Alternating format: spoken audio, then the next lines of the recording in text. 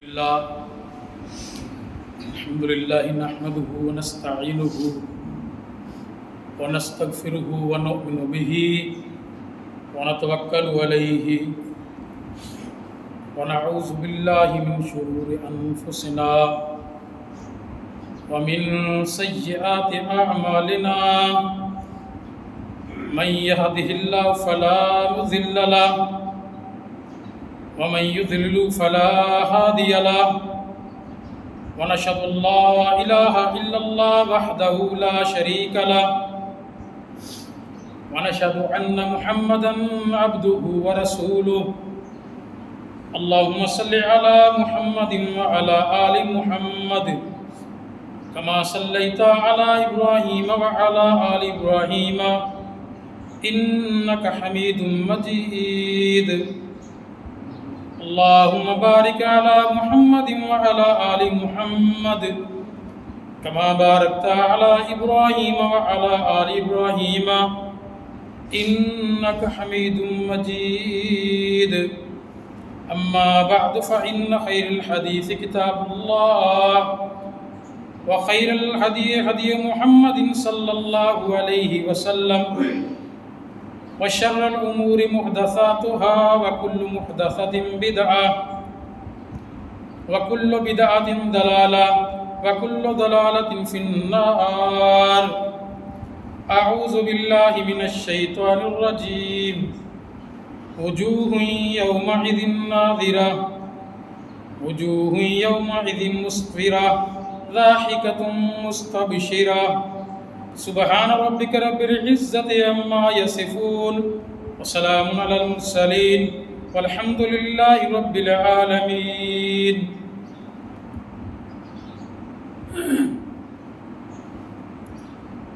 حمد و ثنا اللہ ذوالجلال والاکرام کے لیے، درود و سلام امام کائنات امام الانبیاء جناب محمد رسول اللہ صلی اللہ علیہ وآلہ وسلم کے لیے.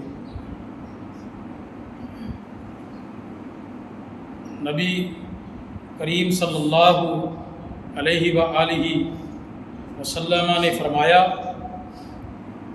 اذا ضحک ربک الی عبد فی الدنیا فلا حساب علیہ، کہ جب تمہارا رب کسی بندے کے کسی نیک عمل پر مسکرا دے، اس عمل سے خوش ہو کر اللہ عرش پر مسکرا دے، تو فلا حساب علیہ، تو قیامت کے دن اس خوش نصیب بندے کا جس پر اللہ اس کی نیکی کو دیکھ کر مسکرا دے، نبی علیہ السلام نے فرمایا قیامت کے دن اس کا حساب نہیں ہوگا. قیامت کے دن جو بندہ حساب دینے سے بچ گیا نا، وہ کامیاب ہے. حضرت امی عائشہ رضی اللہ تعالی عنہا سے ان کے ایک شاگرد نے پوچھا کہ قرآن مجید کے اندر ہے فَيُحَاسَبُ حِسَابًا يَسِيرًا، کہ اس سے حساب و کتاب آسان لیا جائے گا، وَيَنْقَلِبُ إِلَىٰ أَهْلِهِ مَسْرُورًا، اور وہ حساب و کتاب کے بعد اپنے اہل و عیال کی طرف بڑا خوش ہو کر لوٹے گا. تو امی عائشہ رضی اللہ تعالی عنہا نے فرمایا کہ بیٹے، جس بندے سے اگر حساب لیا گیا نا، جس طرح حساب لیا جاتا ہے، تو اس کو عذاب ضرور ہوگا، وہ اپنے حساب کے اندر مکمل پاس نہیں ہو سکے، اس کو عذاب ضرور ہوگا. تو فرمایا امی جان یہ حساب یسیرہ کیا ہے کہ آسان حساب؟ فرمایا وہ اللہ کے ہاں صرف ایک پیشی ہوگی، اللہ تعالیٰ برائے نام اپنے سامنے کھڑا کریں گے اور کہیں گے جاؤ تمہارا حساب ہو گیا، جنت میں داخل ہو جاؤ. ایک اور روایت کے اندر ہے، نبی علیہ السلام کی بیوی حضرت عائشہ رضی اللہ تعالی عنہ فرماتی ہیں کہ اللہ تعالیٰ یہ نہ کہہ دیں کہ یہ گناہ تم نے کیوں کیا۔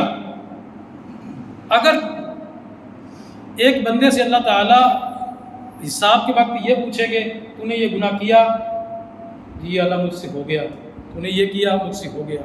نبی علیہ السلام نے فرمایا کہ جب تک اللہ یہ پوچھتے رہیں گے تو نے یہ گناہ کیا، وہ بتاتا رہے گا ہو گیا یا اللہ۔ تو فرمایا جس پر اللہ کی رحمت ہوگی اللہ تعالیٰ برائے نام حساب لیں گے، اللہ فرمائیں گے تو نے کیا، میں نے دیکھا، کسی اور کو معلوم نہیں، جا میں نے تجھے معاف کر دیا۔ اور فرمایا اگر کسی سے اللہ تعالیٰ نے یہ پوچھ لیا تو نے گناہ یہ کیوں کیا، وہ بندہ پھنس گیا، وہ بندہ پھنس گیا۔ تو دعا کرے اللہ تعالیٰ حساب و کتاب کے اندر آسانی نصیب فرمائے۔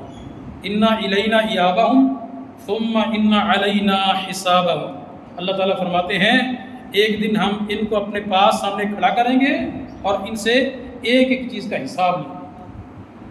تو محترم بھائیوں،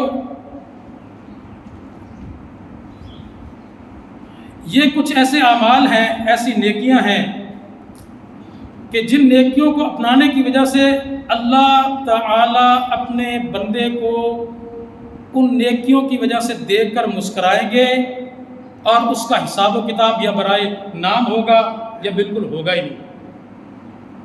فرمایا فلا حساب علیہ، اس کا کوئی حساب نہیں ہوگا قیامت کے دن، جس پر اللہ مسکرا دیں گے۔ دعا کرے اللہ تعالیٰ ہمارے اعمال پر، ہماری نیکیوں پر مسکرائیں۔ تو کون سی نیکی ہے؟ پہلی نیکی کیا کون سی ہے میرے محترم بھائیوں؟ نبی علیہ السلام نے فرمایا کل قیامت کا دن ہوگا، تمام امتیں ایک چٹیل میدان میں جمع ہوں گی،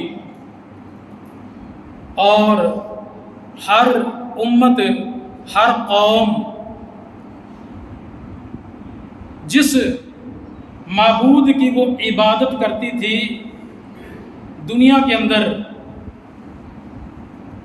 جس الہ کو وہ پوجتی تھی، اس کے سامنے سجدہ کرتی تھی وہ قوم، اس کا وہ معبود کی شکل اس کے سامنے کر دی جائے گی، اور ساجد اور مسجود یعنی عبادت کرنے والا اور جس کی عبادت کی گئی، یعنی پتھر، شجر، حجر، مندر، جو بھی جتنے جھوٹے معبود ہوں گے، اور جتنی قوموں نے اپنے اللہ کو چھوڑ کر ان معبودوں کو خدا بنایا ہوگا، ان کو ان کے خداؤں سمیت نبی علیہ السلام نے فرمایا اللہ تعالیٰ جہنم میں ڈال دیں گے۔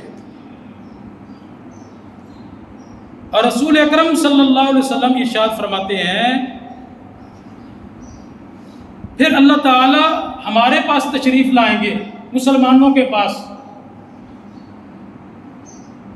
ہم ایک چٹیل بلندی پر ہوں گے، ایک بلند جگہ پر ہوں گے، اللہ تعالیٰ ہمارے پاس تشریف لائیں گے اور پوچھیں گے تم کون لوگ ہو؟ نبی علیہ السلام نے فرمایا اس وقت توحید پرست موحد مسلمان کہیں گے کہ اے اللہ ہم مسلمان ہیں۔ اللہ تعالیٰ پوچھیں گے تم کس کا انتظار کر رہے ہو؟ نبی علیہ السلام نے فرمایا وہ مسلمان کہیں گے ہم اپنے رب کا انتظار کر رہے ہیں۔ تو اللہ تعالیٰ دوسرا سوال یہ پوچھیں گے کیا تم نے اپنے رب کو دیکھا ہے؟ وہ کہیں گے دیکھا نہیں ہے۔ اللہ تعالیٰ پھر تیسرا سوال پوچھیں گے جب تم نے اپنے رب کو دیکھا ہی نہیں ہے تو تم پہچان کیسے لوگے کہ یہ ہمارا رب ہے؟ تو وہ توحید پرست بندے پتہ وہ کیا کہیں گے کہ اے رب العالمین، ہمارا رب جو ہے وہ ایسا رب ہے اس کے برابر کا کوئی ہے ہی نہیں، وہ وحدہ لا شریک ہے، اس کا دنیا اور آخرت کے اندر کوئی شریک نہیں ہے۔ نبی علیہ السلام نے فرمایا کہ جب اللہ تعالیٰ ان موحدوں کی زبان پر یہ جملہ سنیں گے کہ ہمارا رب تمام خداؤں سے جو انہوں نے بناوٹی بنائے ہیں ان سے منفرد ہے، وہ وحدہ لا شریک ہے، اس کا کوئی شریک نہیں ہے۔ تو اللہ تعالیٰ خوش ہو کر اپنے نور کے پردے ہٹا کر ان مسلمانوں کے سامنے مسکراتے ہوئے ظاہر ہو جائیں گے۔ سبحان اللہ، مسکراتے ہوئے ان مسلمانوں کے سامنے ظاہر ہو جائیں گے، اور اللہ تعالیٰ فرمائیں گے میں ہی وہ تمہارا رب ہوں جس کو تم نے بن دیکھے پکارا تھا، میری عبادت کی تھی۔ نبی علیہ السلام نے فرمایا، اللہ تعالیٰ فرمائیں گے اے میرے بندو، میں نے اس توحید کی وجہ سے تمہاری زندگی کے تمام گناہ کو معاف کر کے تمہیں جہنم سے آزاد کر دیا، جنت میں داخل کر دیا۔ سبحان اللہ۔ تو میرے محترم بھائیوں، اللہ تعالیٰ توحید پرستوں پر قیامت کے دن مسکرائیں گے، اور جب مسکرائیں گے تو ان کو جہنم سے آزادی مل جائے گی۔ اور بات کو یاد رکھیں، جس بندے کے دل کے اندر توحید سما جاتی ہے نا، توحید جگہ لے لیتی ہے، پھر اس بندے کے دل سے پوری کائنات کا خوف ختم ہو جاتا ہے۔ پھر وہ بندہ کہتا ہے لا الہ الا اللہ کے علاوہ کچھ نہیں ہے،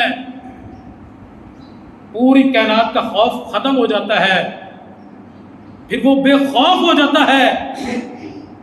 پھر اس ایک کا خوف لاکھوں مشرکین پر بھاری ہوتا ہے، اس کا خوف اتنا ہوتا ہے اس ایک بندے کا، موحد کا، توحید پرست کا، وہ جس جگہ بیٹھا ہے اس سے ہزاروں میل اس سے دور بیٹھے ہوئے دشمن بھی اس سے ڈرتے ہیں، اس سے مرعوب ہوتے ہیں۔ صحیح بخاری کے اندر حدیث ہے، نبی صلی اللہ علیہ وآلہ وسلم نے جب نبوت کے بعد مختلف ملکوں کی طرف اللہ کی توحید کا اور اپنی نبوت کی دعوت کے خطوط لکھے، اور ایک خط ملک روم کے بادشاہ ہرقل کو پہنچتا ہے۔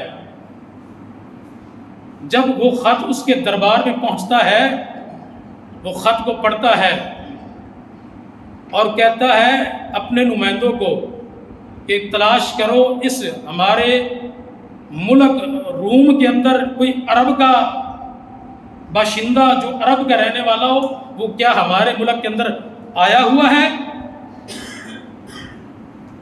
تو نمائندے کہتے ہیں کہ ایک بندہ ہے جس کا نام ابو سفیان ہے، وہ عرب کا رہنے والا ہے، جس نبی محمد صلی اللہ علیہ وسلم نے نبوت کا دعویٰ کیا ہے، وہ اس کا رشتہ دار ہے۔ تو ہرقل کا بادشاہ روم کہتا ہے اس کو میرے پاس بلاؤ، میرے دربار میں اس کو بلاؤ۔ تو جب ابو سفیان اس دربار میں پہنچتے ہیں تو ہرقل بڑی لمبی فہرست ہے سوالوں کی، بہت زیادہ سوال کرتا ہے، کئی سوالات کرتا ہے۔ میرے پاس وقت نہیں ہے ان سوالوں کو رپیٹ کرنے کا۔ ان میں سے ایک سوال ہرقل ابو سفیان سے یہ بھی کرتا ہے کہ جس مکہ کے اندر، عرب کے اندر، تمہارے ملک عرب کے اندر محمد نامی صلی اللہ علیہ وسلم آدمی نے نبوت کا دعویٰ کیا ہے، وہ تمہیں کس چیز کی ترغیب دیتا ہے، کس چیز کا حکم دیتا ہے؟ تو اس وقت ابو سفیان کہتا ہے کہ وہ محمد صلی اللہ علیہ وسلم انہ یامر، وہ ہمیں حکم دیتا ہے ان تعبد اللہ ولا تشرک بہ شیئا، وہ محمد صلی اللہ علیہ وسلم ہمیں کہتا ہے کہ ایک اللہ کی عبادت کرو، اس کی عبادت کے اندر کسی کو شریک مت بناؤ۔ تو روم کا بادشاہ ہرقل جو اپنی مسند پر، اپنی کرسی پر بیٹھا ہوا تھا، وہ پتہ کیا کہتا ہے؟ کہتا ہے اس محمد کا روح مجھ تک پہنچ چکا ہے، اور پھر کہتا ہے اے ابو سفیان، جو تو کہہ رہا ہے اگر یہ سچ ہے کہ وہ نبی، آخری نبی محمد صلی اللہ علیہ وسلم ایک اللہ کی عبادت کا حکم دیتا ہے، اور شرک سے باز پاک رہنے کو حکم دیتا ہے، تو سن لو جس محمد صلی اللہ علیہ وسلم کی حکومت، جس کی نبوت صرف آج عرب کی ان عربیوں تک محدود ہے، آج مکہ کی سرزمین تک محدود ہے، ایک دن آنے والا ہے اس توحید کی برکت سے جہاں آج میں ہرکل بیٹھا ہوں وہاں محمد صلی اللہ علیہ وسلم کی حکومت ہوگی۔ اللہ اکبر۔ تو نبی کی نبوت یہاں روم تک پہنچے گی، توحید کا جھنڈا اس ملک کے اندر لہرائے گا۔ یہ جو تخت میرے پاس ہے، تو محمد صلی اللہ علیہ وسلم نے جس توحید کی دعوت دی ہے اس توحید کی برکت سے ایک وقت آئے گا یہ تخت محمد رسول اللہ صلی اللہ علیہ وسلم کے پاس ہوگا اور وہ مالک ہوگا، ہم غلام ہوں گے۔ تو میرے محترم بھائیوں، اس لیے پہلا عمل کیا ہے کہ توحید، کل قیامت کے دن اللہ تعالیٰ مباحث کو دیکھ کر مسکرائیں گے اور فلا حساب علیہ، تو ان کا کوئی حساب نہیں ہوگا انشاءاللہ۔ اور دوسرا عمل کیا ہے میرے محترم بھائیوں، جس عمل کی وجہ سے، جس نیکی کو دیکھ کر اللہ تعالیٰ اپنے بندے پر مسکراتے ہیں، وہ نیکی کون سی ہے؟ نبی کریم صلی اللہ علیہ وآلہ وسلم نے فرمایا، ان اللہ لیضحک الی رجل، نبی علیہ السلام فرماتے ہیں بے شک اللہ تعالیٰ ایک بندے کی طرف دیکھ کر مسکراتا ہے۔ وہ کون سا بندہ ہے؟ نبی علیہ السلام نے فرمایا، قام رجل قام فی لیلۃ باردۃ، ایسا مومن بندہ جو سردیوں کی سخت راتوں میں قام کھڑا ہوتا ہے، کہاں سے؟ ان فراشہ و لحافہ، اپنے بستر کو چھوڑتا ہے، اپنا لحاف اوپر سے اتارتا ہے سردی کی راتوں میں۔ اللہ اکبر۔ پھر کیا کرتا ہے؟ فتوضا، پھر وہ وضو کرتا ہے۔ اس کے بعد تیسرا کام کیا کرتا ہے؟ ثم قام الی الصلاۃ، پھر نماز تہجد کے لیے مصلی پر کھڑا ہو جاتا ہے۔ نبی علیہ السلام نے فرمایا، اللہ تعالیٰ فرشتوں سے پوچھتے ہیں، فیقول عز وجل، اللہ تعالیٰ فرشتوں سے پوچھتے ہیں، اے میرے فرشتوں، ما حمل عبدی ھذا، اس سردی کی راتوں کے اندر میرے بندے کو کس چیز نے بستر سے اٹھا کر مصلی پر کھڑا کر دیا؟ ما حمل، کس چیز نے ان کو اٹھایا، ابھارا، عبدی ھذا، میرے سے بندے کو، اس نے نیند کو چھوڑا، نیند کو ختم کیا، بستر کو چھوڑا، سردی کو نہ دیکھا، پانی کے ساتھ وضو کیا، پھر مصلی پر آیا۔ اللہ اکبر کبیرہ۔ فیقولون ربنا، تو فرشتے کہتے ہیں اے ہمارے رب۔ اللہ تعالیٰ مسکرا کر پوچھ رہے ہیں، فیقولون ربنا، اے ہمارے رب، رجاء ما عندک، اے ہمارے رب، یہ جو بندہ تیرا کھڑا ہوا ہے نا، اس نے بستر کو چھوڑا ہے، مصلی پر آیا ہے، رجاء ما عندک، تیری وہ جنتیں، تیری وہ رحمتیں، تیری وہ سعادتیں، سبحان اللہ، اور جنتوں کی نعمتیں، محبتیں، یہ اس چیز کی امید لے کر اس مصلی پر کھڑا ہے کہ مجھے قیام کرنے کی وجہ سے اللہ کی جنت اور اللہ کی رحمت نصیب ہوگی۔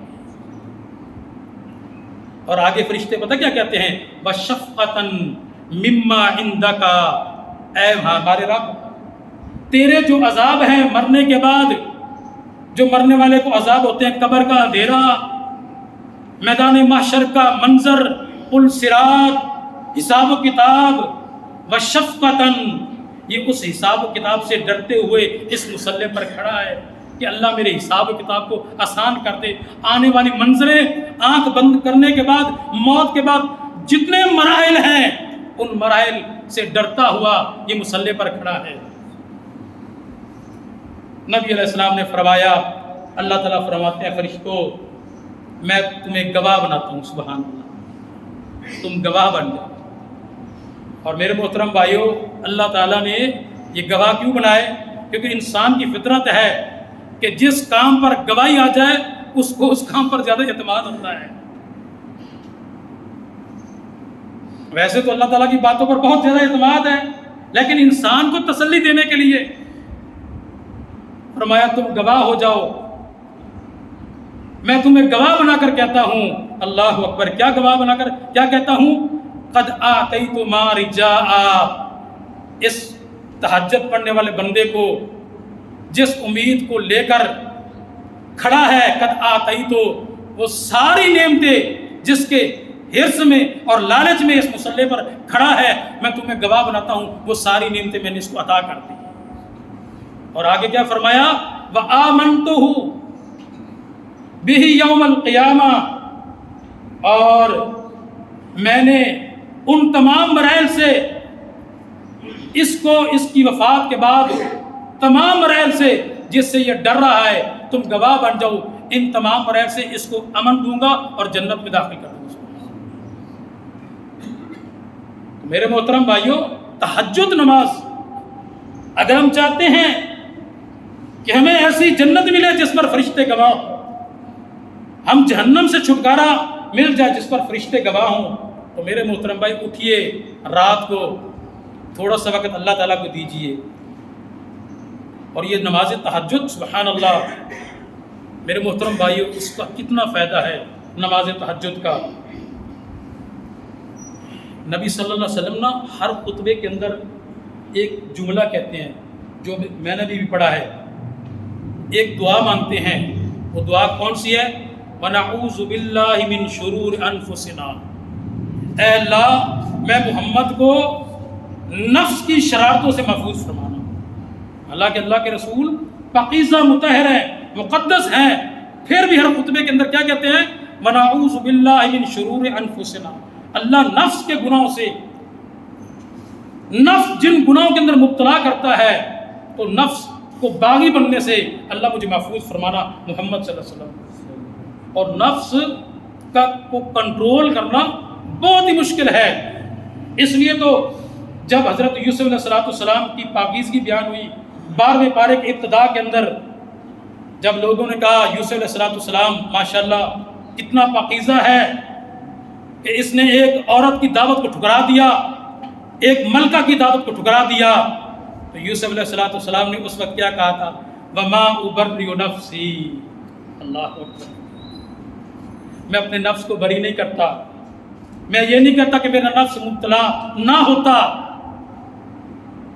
وَمَا أُبَرِّئُ نَفْسِي، اللہ اکبر، نفس کا اتنا خطرناک معاملہ ہے۔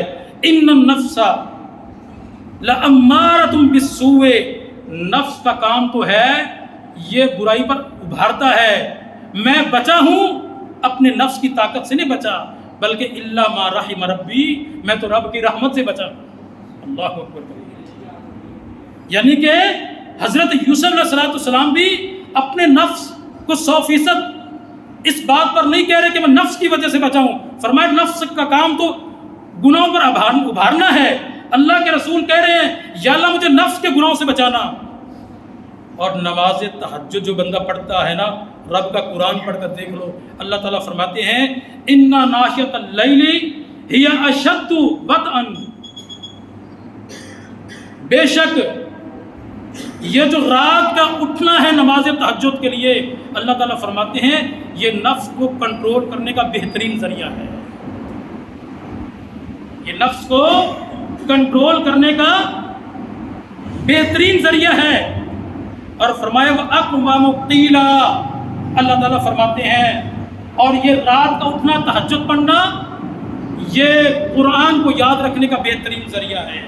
اس لیے میں ان حفاظ سے جو حفاظ کرام قرآن کے حافظ قرآن کو بھولے ہوئے ہیں، اللہ تعالیٰ فرماتے ہیں کہ یہ قرآن کو یاد کرنے کا، ٹھیک پڑھنے کا بہترین ذریعہ ہے، کیا؟ نماز تہجد۔ اس لیے جن بھائیوں نے جتنا قرآن حفظ کیا ہے، اگر وہ قرآن مجید بھولے ہوئے ہیں تو وہ نماز تہجد شروع کر دیں اور نماز تہجد کے اندر قرآن یاد کر کے پڑھنا شروع کر دیں، اللہ تعالیٰ نماز تہجد کی برکت سے ان کو بھولا ہوا قرآن بھی یاد کروا دے گا۔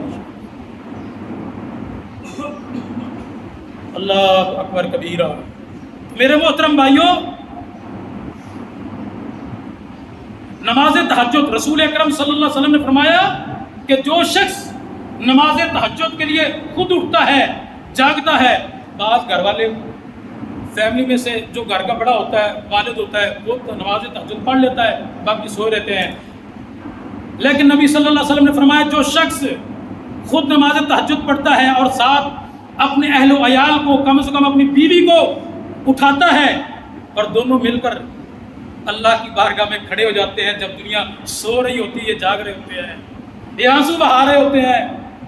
نبی صلی اللہ علیہ وسلم نے فرمایا جب یہ دونوں مل کر نماز تہجد کی جماعت بھی ہو سکتی ہے، نماز تہجد پڑھتے ہیں، تو اللہ تعالیٰ اس جوڑے کو وَالذَّاکِرِینَ اللَّهَ وَالذَّاکِرَاتِ کَثِیرًا، کثرت سے ذکر کرنے والے مرد اور کثرت سے ذکر کرنے والی عورتیں، ان کے اندر اللہ تعالیٰ ان کا نام لکھ دیتے ہیں. اللہ تعالیٰ اپنے ہاتھوں سے نام لکھ دیتے ہیں کہ یہ کثرت سے ذکر کرنے والا مرد اور عورت، یہ جوڑا جو ہے، ان کا نام میں خود اپنے ہاتھوں سے لکھتا ہوں. تو میرے محترم بھائیوں، اس لیے نماز تہجد جو ہے اس کی روٹین بنائیں میرے محترم بھائیوں. راتیں لمبی آ رہی ہیں، اس لیے تو عبداللہ بن مسعود جب سردیاں شروع ہوتی تھی نا تو پتہ کیا کہتے تھے؟ مزہ آ گیا. صحابہ پوچھتے کیسے مزہ ہے؟ فرمایا مزہ اس لیے ہے نیکیوں کا سیزن آ گیا، رات کو راتیں لمبی ہوتی ہیں، تہجد پڑھیں گے، دن چھوٹے ہوتے ہیں، روزہ رکھیں گے. سبحان اللہ. سردیوں میں راتیں لمبی ہوتی ہیں، رب کو منائیں گے قیام کے اندر، اور دن چھوٹے ہوتے ہیں، چھوٹے دن کے اندر صیام کے اندر اپنے رب کو منائیں. سبحان اللہ. روزے رکھا کرو میرے محترم بھائیوں. سوموار جمعرات کا یہ آنے والے دن بڑے چھوٹے آ رہے ہیں انشاءاللہ، ان کے اندر روزوں کا آپ اہتمام کریں. اللہ رات وقت تہجد کا اہتمام کریں. اور رسول اکرم صلی اللہ علیہ وسلم جیسے خود اپنی تہجد کے بارے میں فکر مند تھے، آقا علیہ الصلوۃ والسلام میرے محترم بھائیوں اپنے اہل و عیال کے بارے میں کس قدر فکر مند تھے. بخاری کے اندر حدیث ہے، نبی صلی اللہ علیہ وسلم ایک دن تہجد پڑھ رہے ہیں، دیکھا کہ کوئی بیوی بھی تہجد کے لیے نہیں اٹھی. رسول اکرم صلی اللہ علیہ وسلم نے ایک اپنے غلام کو بھیجا اور فرمایا جاؤ ان حجرات کے اندر سونے والی کو کہو اٹھو، کیوں سو رہی ہو غفلت کی نیند، اٹھو، مصلی پر آؤ، بستر کو چھوڑ دو. اللہ آسمانوں سے خزانے نازل کر رہے ہیں، ان خزانوں سے اپنی جھولیوں کو سمیٹ لو. سبحان اللہ. اپنی گود کو سمیٹ لو. سبحان اللہ. اس کا مطلب ہے جو نماز تہجد پڑھتا ہے اللہ کے خزانے سمیٹتا ہے. وہ جنت کے خزانے ہیں، وہ رحمت کے خزانے ہیں، ہدایت کے خزانے ہیں، برکت کے خزانے ہیں، نیکیوں کی طرف بڑھنے کے خزانے ہیں، گناہوں سے بچنے کے خزانے ہیں. یہ عمل ہے میرے محترم بھائیوں.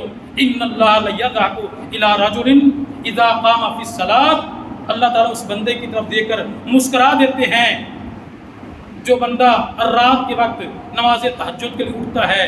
اور نبی علیہ السلام نے فرمایا جس تہجد پڑھنے والے کی طرف اللہ دیکھ کر مسکرا دے، غفر لہ ما تقدم من ذنبہ، اس کی زندگی کے سارے گناہ معاف ہو جاتے ہیں.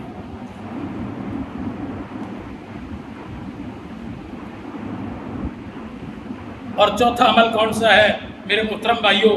جس عمل کی وجہ سے رسول اکرم صلی اللہ علیہ وسلم نے فرمایا اللہ بندے پر مسکراتا ہے، وہ ہے اثار جذبہ دل کے اندر، اثار ہمدردی. صحیح بخاری کی حدیث ہے، رسول اکرم صلی اللہ علیہ وسلم کے پاس ایک آدمی آیا، اس نے کہا یا رسول اللہ فاقہ زدہ آدمی ہوں، بھوک بہت زیادہ لگی ہے. نبی صلی اللہ علیہ وسلم نے اپنی بیویوں کے گھر پیغام بھیجا کہ جاؤ پتہ کرو کسی بیوی کے پاس کو کھانا ہو، اس بھوکے کو کھانا کھلایا جائے. تو کسی بیوی کے گھر میں کھانا نہیں تھا. اللہ اکبر. 9 بیویاں نبی علیہ السلام کی، کسی کے گھر کے اندر کھانا نہیں ہے. جانے والا پیغام واپس آتا ہے کہ اللہ کے رسول کسی کے گھر کھانا نہیں ہے، کیونکہ محمد رسول اللہ صلی اللہ علیہ وسلم کی زندگی. بخاری کے اندر حدیث ہے، امی عائشہ فرماتی ہیں آج ہمیں تھوڑی سی پریشانی آ جائے ہم پزل ہو جاتے ہیں، تزلزل کا شکار ہو جاتے ہیں. نبی صلی اللہ علیہ وسلم کی بیوی امی عائشہ، صحیح بخاری کی حدیث ہے، فرماتی ہے کہ میرے بیٹے ہمارے گھروں کے اندر ایسے حالات آئے کہ ایک چاند گزرا آگ چولہے میں نہ جلی، دوسرا چاند گزرا آگ نہ چلی، حتیٰ کہ ہم نے تیسرا چاند دیکھا۔ یعنی 2 مہینے تک چولہے پر آگ نہ جلی ہنڈیا یا روٹی کے لیے۔ تو حیران ہو کر صحابی پوچھتا اماں جان گزارا کس سے ہوتا تھا؟ فرمایا 2 چیزوں سے، کھجور اور پانی سے، البتہ کبھی کبھی انصار صحابہ جو ہمسائے تھے وہ دودھ بیچ دیا کرتے تھے، ورنہ پورا 2 مہینے تک ہمارے گھر چولہے کے اندر آگ نہ جلا کرتی، اس لیے آج بھی کچھ نہ تھا۔ تو نبی صلی اللہ علیہ وسلم کا ایک صحابی ابو طلحہ انصاری رضی اللہ تعالیٰ عنہ، صحیح مسلم کے حدیث ہے، امی عائشہ فرماتی ہے نبی صلی اللہ علیہ وسلم اپنی پوری زندگی کے اندر کبھی مسلسل پیٹ بھر کر 3 دن کھانا نہ کر سکے، اللہ کے رسول، حتیٰ کہ دنیا سے رخصت ہو۔ اور ایک روایت کے اندر کبھی بھی پیٹ بھر کر کھانا نبی صلی اللہ علیہ وسلم نے کھایا، دنیا سے رخصت ہو۔ میرے محترم بھائیوں، پیغمبروں کی سیرت کو، ہمارے نبی کی سیرت کو پڑھو، ایمان تازہ ہوگا۔ نبی علیہ السلام کا صحابی ابو طلحہ انصاری کہتا اللہ کے رسول، یہ جو آپ نے مہمان بھیجا ہے یہ میرا مہمان ہے، اس کو میں لے کر جاؤں گا۔ گھر جاتا ہے، بیوی کو کہتا ہے کہ اللہ کے رسول کا مہمان ہمارے گھر آیا ہے، آج رات آیا، بڑے خوش قسمت ہیں، نبی کا مہمان ہے، اس سے کچھ چھپا کر نہ رکھنا، جو کچھ ہے کچن کے اندر وہ سب کچھ لے آ۔ وہ آگے سے رو کر کہتی ہے نہ تیرے لیے کھانا نہ میرے لیے کھانا ہے، بچوں کے لیے پڑا ہے، بچوں کو کھلانا ہے۔ تو کہتا ہے تجھے پتہ نہیں ایسے موقع کبھی کبھی آتے ہیں، یہ محمد صلی اللہ علیہ وسلم کا مہمان ہے، بچوں کو بھوکا ہی سلا دو۔ اللہ اکبر، بچوں کو باتوں باتوں میں باتیں سنا کر، جس طرح پہلے دور کے اندر مائیں اپنے بچوں کو قصے کہانیاں سنا کر ان کو سلا دیا کرتی تھی، بچوں کو باتوں باتوں میں بھوکا ہی سلا دو۔ بچے بھوکے سو گئے، اللہ اکبر، کیسا گھرانہ ہے، پورا میزبان بھوکا سویا ہوا ہے اور مہمان پیٹ بھر کر کھانا کھا رہا ہے۔ اور صبح جب فجر کی نماز کے لیے گئے تو نبی علیہ الصلوۃ والسلام استقبال کے لیے کھڑے ہیں۔ فرمایا ابو طلحہ انصاری آج رات کیا عمل کیا ہے؟ عرش بری پر رب تیرے عمل کو دیکھ کر مسکرا رہا تھا۔ تو فرمایا اللہ کے رسول میں نے اس کو کھانا کھلایا۔ فَيُطْعِمُونَ الطَّعَامَ عَلَىٰ حُبِّهِ مِسْكِينًا وَيَتِيمًا وَأَسِيرًا۔ حضرت ام سلمہ رضی اللہ تعالی عنہا گھر کے اندر بیٹھی ہوئی سوالیہ سائل کیا، دروازے پر دستک دی، پوچھا کون؟ فرمایا روٹی کی ضرورت ہے، کھانا کھانا ہے۔ تو ام سلمہ نے اپنی جو نوکرانی تھی اس کو کہا، بریرہ کو، کہ جاؤ اس کو سائل کو روٹی دے دو۔ اس نے کہا اماں جان، نبی صلی اللہ علیہ وسلم کی بیوی ہے ام المؤمنین ام سلمہ، اماں جان آپ بھی روزے سے ہیں، میں بھی روزے سے ہوں، ایک روٹی پڑی ہے شام کو، اس ایک روٹی سے دونوں روزہ افطار کریں گے۔ ام سلمہ پتہ کیا کہتی ہے؟ جس کے لیے روزہ رکھا ہے وہ خود بندوبست کر دے گا، دے دو آنے والا آیا، اس کو روٹی دے دو۔ اللہ اکبر کبیرہ، اس کو روٹی دے دی۔ شام کا وقت، افطاری کا وقت ہوا۔ میرے محترم بھائیوں، جب افطاری کا وقت ہوا، ام سلمہ اور اس کی جو ساتھ دوسری عورت بریرہ تھی، انہوں نے پانی سے روزہ افطار کیا۔ بھوک کی نڈال کی وجہ سے چارپائی پر لیٹے ہوئے ہیں، ابھی 10-15 منٹ گزرے ہیں، دروازے پر دستک ہوئی۔ ام سلمہ نے کہا بریرہ دروازہ کھولو۔ جب دروازہ جا کر کھولا، دیکھا کہ ایک بہت بڑا برتن ہے، اس برتن کے اندر بکرا روسٹ کیا ہوا ہے، اوپر کئی روٹیاں پڑی ہوئی ہیں۔ ایک بندہ آیا، پوچھا کہاں سے پتہ؟ فرمایا پتہ نہیں، مجھے صدقے کا شوق ہوا تھا، میں نے کہا مجھے کھانا کھلانے کا شوق ہوا تھا، میں نے کہا آج اس گھر کے اندر جاؤں گا۔ پتہ نہیں اللہ کی طرف سے فرشتہ تھا، انسان تھا۔ حضرت بریرہ کہتی ہے اللہ کی قسم، وہ اتنا بڑا بھاری برتن تھا، اس کے اندر اتنا بکرا روسٹ کیا ہوا تھا، روٹیاں تھی، مجھے سمجھ نہیں ہے میں اٹھا کے کیسے لے آئی۔ جب ام سلمہ کے پاس ہے، ام سلمہ نے کیا کہا؟ بریرہ بتاؤ اب ھذا خیر ہوا، وہ ایک روٹی بہتر تھی یا یہ بہتر ہے؟ سبحان اللہ۔ اللہ تعالیٰ سے دعا ہے اللہ تعالیٰ ہمیں جو ہم نے سنا ہے اس پر عمل کرنے کی توفیق عطا فرمائے۔ وما علیہ الا البلاغ۔